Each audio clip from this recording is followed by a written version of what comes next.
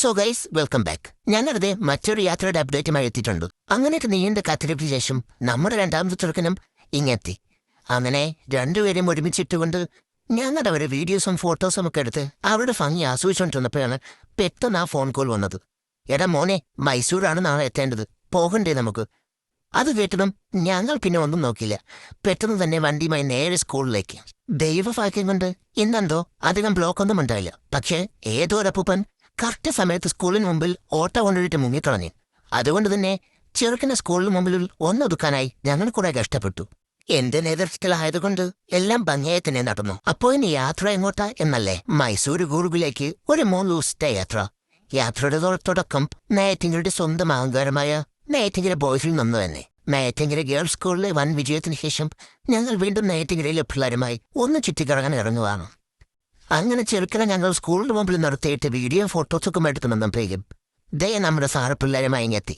പിന്നെ ഒന്നും നോക്കില്ല, വന്നവരെയും പോയവരെയും നിന്നവരെയും ഒക്കെ പിടിച്ച് വണ്ടി കയറ്റി ഞങ്ങൾ അപ്പം തന്നെ ചെറുക്കനെ യാത്രയാക്കി. ശരി മക്കളെ, നിങ്ങൾ പോയിട്ട് വരും, നമുക്ക് വീണ്ടും കാണാം. അവൻ അങ്ങോട്ട് പോയതും ദേ അടുത്തവനിങ്ങെത്തി. ഓ ഗോഡ്, വീണ്ടും നിങ്ങളോ? നീ വീണ്ടും വന്നോട്ടെ ചുക്കാമണിയാ? ആറ്റും ഹോറ്റുണ്ടായ ചുക്കാമണി, എന്റെ അച്ഛൻ കാത്തുണ്ടാക്കിയ ചുക്കാമണി.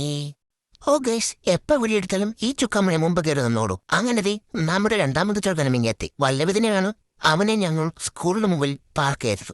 അപ്പോഴാണ് ആ ഞെട്ടിക്കുന്ന സത്യം എനിക്ക് മനസ്സിലായത്. ഇത് ആളപ്പുറപ്പൂസിന് പേര് ശ്രീകൃഷ്ണതയില്ലല്ലോ. ഇതാരോടോ എപ്പോ ഒന്ന് ചോദിക്കുക. ഇതെങ്ങാനും പുറം ലോകം അറിഞ്ഞാൽ ലാലക്ക ഫ്രണ്ട്സോട് ഞങ്ങൾ തല്ലിക്കൊല്ലും. പിള്ളേരോട് ചോദിക്കാന്ന് വെച്ചാൽ അവരെ ട്രിപ്പ് മൂടില്ല. പിന്നെയുള്ളത് ആ ചുക്കാമണിനാ. ഇഞ്ചിന്ന് പറഞ്ഞാൽ കുഞ്ചിന്ന് കേട്ട് ചന്തിന്ന് എഴുതി വെക്കുന്നവനാ ആ വെട്ടവളിയൻ. ഇനി അറിയാതെങ്ങാനും ചോദിച്ചു പോയാൽ അവൻ അപ്പോ തുടങ്ങും, എടാ ബെൻസെ, കാട്ടിലെ സിംഹടാ, ഒറ്റയാനും കാട് കയറിയടാ, നിന്റെ കൂട്ടിലോട് പറയടാ എന്നൊക്കെ ഒരു ബന്ധവുമില്ലതോ എന്തെങ്കിലുമൊക്കെ പറഞ്ഞോളെ. എന്റെ ദൈവമേ, ഞാനതൊക്കെ ആലോചിച്ചിരുന്നപ്പോഴേക്കും നമ്മുടെ ചെറുക്കന്മാര് പിള്ളേരെയൊക്കെ കയറ്റി പോകാൻ റെഡിയായി. എന്നാ പിന്നെ ശരി, നിങ്ങൾ പോയിട്ട് വാ. അപ്പൊ ഗൈസ്, ഞങ്ങളുടെ യാത്രയുടെ ആരംഭിക്കുകയാണ്. നിങ്ങളുടെ എല്ലാവരുടെ പ്രാർത്ഥന കൂടെ തന്നെ ഉണ്ടാവണം. അതുപോലെ ആദ്യമായി ഞങ്ങളുടെ ചാനൽ കാണുന്നവർ ഒന്ന് സബ്സ്ക്രൈബ് ചെയ്ത് സപ്പോർട്ട് ചെയ്തേക്ക്. മറ്റൊരു യാത്രയുടെ വിശേഷമായി വീണ്ടും കാണാം. അതുവരെ ശുഭദിനം.